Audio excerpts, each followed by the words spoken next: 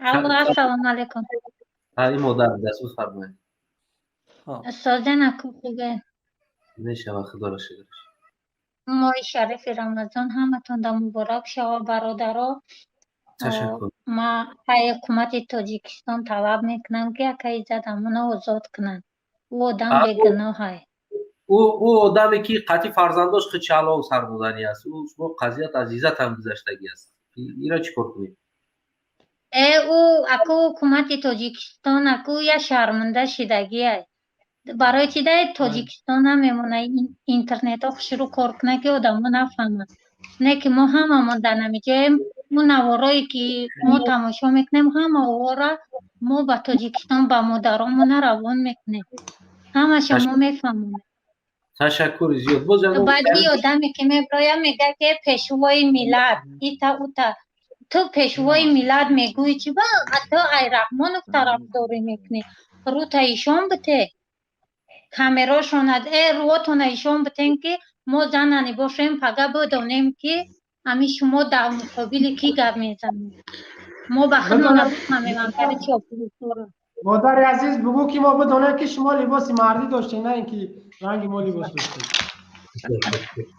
به خدا نمی زنکا یک کلمتری ریستا و یک کلم مردکای بیناموس 1000 بار به غیرتم. او رفراش برامده میگوی که جا میدان ریپای برای چی نمی حکومت تاجیکستان اگر از ما در تلفن ما ببینه که ما شما را تماشا کردگیم ما را میبرن یا محکم میکنن یا اشتراک میکنن. این برنامه ما را از نتی همه تماشا میکده. برای چی او با چهره آشکار میبراین او در موج نبوده ببراین. بله مردم ادا طبقه کرده یک رو در اجازت های که ما را تماشا کنن ما را دیزلایک یا کامنتر از دید ما گپ زنن یک گروه در اجازت نیست که شما را چرا تماشا کردین. ما برای امو میگم که اگر از نمیره یک آدم دیگه ببراید یک گپ شون که بگه سراز او آدم میاون ما دیگه 18 ساله نیستیم که ما نابالغ نیستیم که شما بریم به سر پدر و مادرای ما را برین. شکرانه خدا ما 25 26 ساله ایم. اولش که شما حق ندارین که برین در بالای پدر و مادرای ما ظلم کنین. شما یک نمی حکومت شیطانی نمی حکومت برای نمی آدمای وایه یمی پلداره حکومت. خدایا فهمه روزه میگیرم من ده همه روزم دعا میکنم که پروردگار همین سال اخیران سالی باشه که همین رحمان فقطی 7 دختر دامادای بیشمارش در سر قدرت های خدایا خداوندان اخیران سالش باشه ملیش نه شهروندی تاجیکستان ما نمودم که استعفا به رحمانوف. تشکر زیاد مادر عزیز برای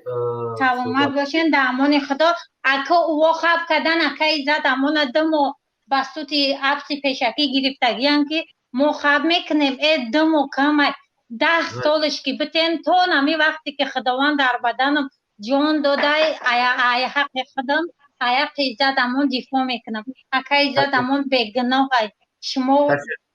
خوینای ملت همه شما یا وطن فروشین.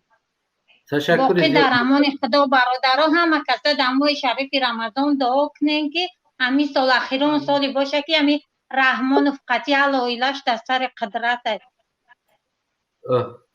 تشکر زیاد انشالله دعا کردیست مادر عزیز. راستی انا یک چیره عبدالله شما چهرهتون همه کشوین یا که نه؟ یه آقای اشراف بگیم که فرمان دادگی هست طول روز بگیم که میپرینه اینجا عبدالله اینا برای آقای اشراف شدر کامرا ماوی کام برادر هستن اشمیاد ما نفرهایی که پسی پرده هنیا مسکت دارن هم 2 دقیقه 3 دقیقه گپ زنن خوبه. ایو که نفرهای ما داره که تماشا نمیکنن واقعا ما رو میترسن میبینن میرن. اکاس تنه فوز میان قناتات تا پوش تیار شد 2 مینوت گپ بزن میپری. انا خب کی بود دیجا برادر عزیز حسنی دین بفرما برادر عزیز. فوز ما میان اکاس تنه فوز ما مسته اکاس تنه فوز ما مسته مدیراتری خب برادر مدیراتر بفرما. گفتانیم که همه موجی بخزن تاجیکستان بروان. خب با چی گفتانی بدم فروم بعضی‌ها میگن که امامعلی چی گناه داره در علاوه زدن مردک اوزم وسه کن بله سوز نیست نظر موزم کارچی بعضی‌ها امامعلی گناهگار نمیدونن در همین قضیه که هم مردک چه دار میته قاطی گودک سانگش امامعلی 100% گناهگاره برای چی گناهگاره مثلا شما یک کارخانه دارین زیر دستتون یک زیر دست دیگه تون غم میته بعد ای عیب شما کی مثال او خیلی آدم کار نگرفتگی یک کسگر غم میته اینا خیلی امامعلی اینا خیلی گناهگاره که زیر دستش یک شهروند مثال غم میتن آدم باعقل کار بگیرد مردم خیلی غم نتن خرج باعقل را کار نگرفتگی فقط یک دیمش که امامعلی با 30 ساله پرزیدنت باید برای دفع شوه گم شوه همین تیلویی که باشه برای گم شوه بیزور شدگی مایمون همین گینی ددن یا کی باشه او باید برای پوسیده بوچیدگی بختم من امرا نگاه میکنم در نظرم که مردگی های پروست نمیارم هم جمعه مونانش و فکر مردگی آدم باید رنگ همون جسد لیلی خیال میکنی که آخه ماست شکلگی گردونده استانش او نه خیلی موصله اشتگی بختو که من خیال میکنم که هم مردگی برای که 30 سال دادم پرزیدنت به پرریف کار کنه ممبر باید بمبره 30 سال دوام نمیکنه به اتپوس کار کسته یا دولت تای دوره میکنه 30 سال باید بمبره و با فکر من مردگی همون نه پروست نمیارم میموننش بابا بختو برابی عجب نیست اخی سیتا یک کتاب نوشته سیتا یک کتاب نوشته با فکر من خیلی مونا فریب میکنن هم چه بگم هم مردگی پروست نمیارن میموننش دانش دهگون ماتور پاتور زاگین که خیلی بجن با دانش خیال کنیم گاب زسته تمام مردگی با فکر من سوینیک سوینیک وقتو هم خیلی با فکر من برای که قصول دادم ممبر با چما با چه یوشم او چینا میکنم وای 40 سالگیش سر کرد نه 70 سالش دیسه ممبر با مردگی آدم پیامی سالانه شدیدگیه 3 ساعت راست مثل گپ میزنه پیامی سالانه شدیدگیه اوه هم تماشا کردم امجد خسته گام را درو گفت که 1 میلیون موجیر در کار یافته مو وچکو که دیگه آدم را سیانه میرانی خیلی راست دروغ هرچی گفت اما آدم بهشخی که میگن زپای میره با یه هفته نمیخیزه ایجوش وقت دولت با فکر من دیگر رو ایداره کستن خب ای گلگاب دوست ای بوی نه چیا اینای زنکا میبرن گام میزنن کو معلمو بخش برادر ما بسیار برگشتم نه میبرن زنکای پیر گام میزنن اما را بر پرسن که بچهای خودشون مردگی یگون بچهش مردگی دست کاریو که اون من دگون جو مردگی بچهش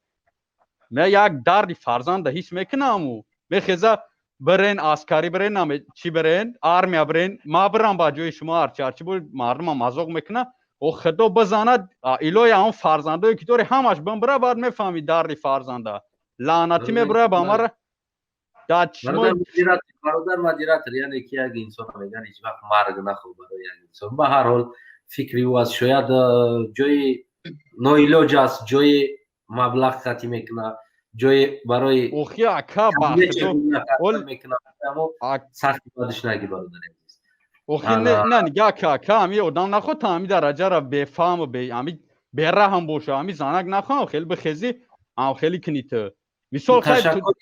یک دقیقه نه تو خیلی گب نزنه زندگی منظرت ما خودت میخوام روسیه پاگوش شما خودی شما در گاسیسه درمادگی نیستیم باقیش زاگی باشه اینجا هموطنای شما برادرای شما اینمی انسان ها جوان ها بگیم که 6 تا گپ زده ایستادن اگر اگون رستوران هتل یا که بگیم که مزه‌تون نباشه منظرت کم استراحت کنیم بعد داخل میشه. خب برادر مدیرت تشکر زیاد برای خودت برای سخنات اخیران گپ ما بگم التماس اخیران گپ ما بگم التماس بفرمایید اخیران گپ ما امی اخیران گپم با امی کی اونو اکای کیرا ادوکات چی ژورنالیست چی او را بود در آسیا دلش ویکن را میبرن با نزدیکی کنمش چی بود راهیم بود چی بود کارو نه غیر او یا دیگه است کو کریم جون یوروف او را دلش ویکن را میبرن تو جای میدونم شنویدگیم انا که با شورت قدرت فهم میبرن کارو چی ما امروز میگم که یگان کس یاردم نکنن عزت اون یاردم کرد اون کس پیش نخست یاردم نکنه موقع مجری تنگ شوه بروان همش تاجیکستان بروان اوجا دولنی بکنن اموالده پول بخیزد چی شو نکنه با خدا برادر هیچ که یاردم نکنم اما بخیزه تاجیکستان بروا ما مرد کامینا میرا بم برام اونجا بستا او دایوس کامینا میرا همو از پروست گوی ای پیش چون نخیزنم یاردم کردستم برای مردم برای اینا کرامت یاردم کرد